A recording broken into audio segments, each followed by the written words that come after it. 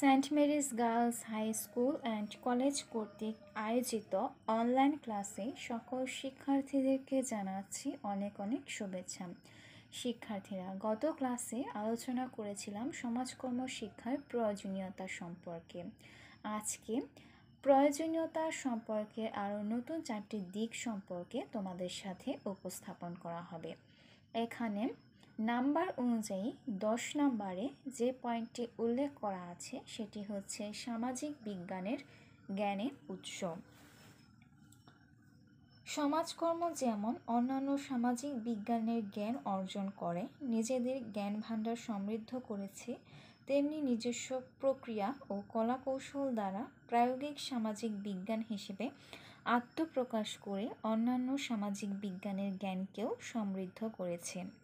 আধুনিক কালে সমাজবিজ্ঞান, অর্থনীতি, মনোবিজ্ঞান ও রাষ্ট্রবিজ্ঞান তাদের জ্ঞান সমৃদ্ধকরণে সমাজকর্ম অধ্যয়নের অপরিহার্যতা অনুভব করেন।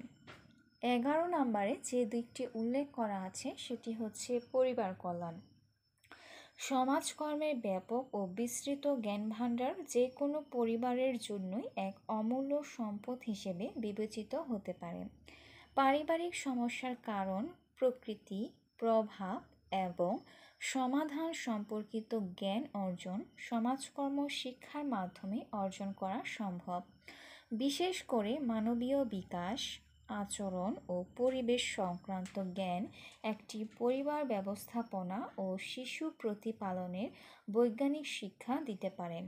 গর্ভকালীন মা ও শিশুর সেবা, প্রসব পরবর্তী শিশু বিকাশ ও প্রতিপালন, আচরণের জৈবিক প্রভাব, পুষ্টি ও বিপাকক্রিয়া প্রভৃতি সম্পর্কে বৈজ্ঞানিক জ্ঞান সমাজকর্ম শিক্ষার মাধ্যমে অর্জন করা যায়।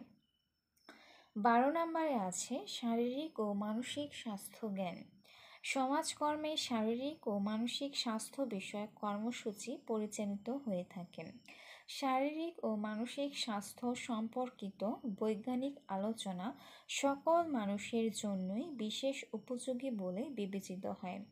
শারীরিক চিকিৎসার পাশাপাশি আর্থসামাজিক ও মানসিক চিকিৎসার গুরুত্ব উপলব্ধি করা যায়। মানসিক রোগ এবং মানসিক প্রতিবন্ধিতার কারণ সম্পর্কে জ্ঞান অর্জন করে এই ধরনের রোগ থেকে মুক্ত থাকার শিক্ষা গ্রহণ করা যায়। এমনকি এ ধরনের মানসিক চিকিৎসার কতিপয় দিকও অনুসরণ করা যায়। সর্বশেষ যে বিষয়টি এখানে উত্থাপন করা হচ্ছে সে বিষয়টি হচ্ছে সামাজিক নীতি ও পরিকল্পনা প্রণয়ন। যে কোনো দেশের সামাজিক উন্নয়নের স্বার্থে সুষ্ঠু, কার্যকরী এবং জনগণের প্রত্যাশা নির্ভর নীতি ও পরিকল্পনা প্রণয়ন অত্যাবশ্যক। সমাজ, সামাজিক সমস্যা, সামাজিক প্রয়োজন, সামাজিক সম্পদ এবং উন্নয়ন প্রক্রিয়া সম্পর্কে পর্যাপ্ত জ্ঞান না থাকলে সুষ্ঠু সামাজিক নীতি ও পরিকল্পনা প্রণয়ন সম্ভব নয়। সম্ভব হলেও তা ত্রুটিপূর্ণ হয়। সুতরাং সামাজিক নীতি ও পরিকল্পনা প্রণেতাদের জন্য সমাজকর্ম শিক্ষা গুরুত্বপূর্ণ। শিক্ষার্থীরা, গত 2টি ক্লাসের মধ্যে আমি সমাজকর্ম শিক্ষার প্রয়োজনীয়তা সম্পর্কে আরও বেশ কিছু পয়েন্ট উপস্থাপন করেছিলাম, আর আজকে আরও নতুন 4টি দিক সম্পর্কে তোমাদের সামনে উপস্থাপন করেছি। তাহলে সার্বিক দিক লক্ষ্য করলে দেখা যায় যে সমাজকর্ম শিক্ষার প্রয়োজনীয়তার মোট 13টি দিক তোমাদের সামনে উপস্থাপন করা হয়েছে। তোমাদের সুবিধার জন্য আমি প্রথম থেকে শেষ পর্যন্ত পয়েন্টগুলো আবারও উপস্থাপন করছি।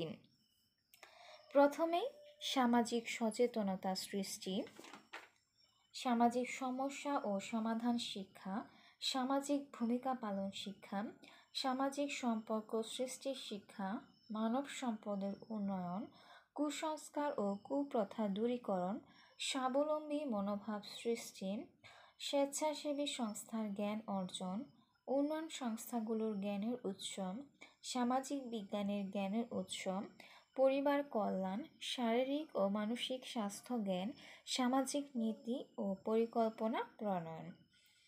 সর্বশেষে বলা যায় যে সমাজকর্মের জ্ঞান যে কোনো সচেতন নাগরিকের জন্যই অপরিহার্য। শুধু সমাজকর্মের ছাত্রছাত্রী, শিক্ষক এবং পেশাজীবীদের জন্য নয়, প্রত্যক্ষ ও পরোক্ষভাবে এই জ্ঞান সকলের জন্যই কল্যাণকর বলে বিবেচিত হয়। স্কিডমোর ও তার সহলেখকদের ভাষায় বলা যায়, সমাজ কল্যাণ ও সমাজকর্ম আধুনিক সমাজে তাৎপর্যপূর্ণ উপাদান হিসেবে বিবেচিত। প্রত্যক্ষ ও পরোক্ষভাবে এই দুটি শাস্ত্র প্রত্যেকের জীবনকে প্রভাবিত করে। সমাজকর্ম শিক্ষা সাধারণ শিক্ষার এবং যে কোনো দেশের প্রস্তুতির ক্ষেত্রে একটি গুরুত্বপূর্ণ অংশ। তাহলে শিক্ষার্থীরা, আজকের এই ক্লাস থেকে আমরা সমাজকর্ম শিক্ষার বেশ কিছু গুরুত্বপূর্ণ দিক সম্পর্কে বুঝতে পারব। পরবর্তী ক্লাসে তোমাদের সামনে এই অধ্যায় থেকে অন্য কোনো দিক সম্পর্কে আলোচনা করব। সেই পর্যন্ত সবাই ভালো থাকো এবং সুস্থ থাকো। সবাইকে জানাচ্ছি ধন্যবাদ।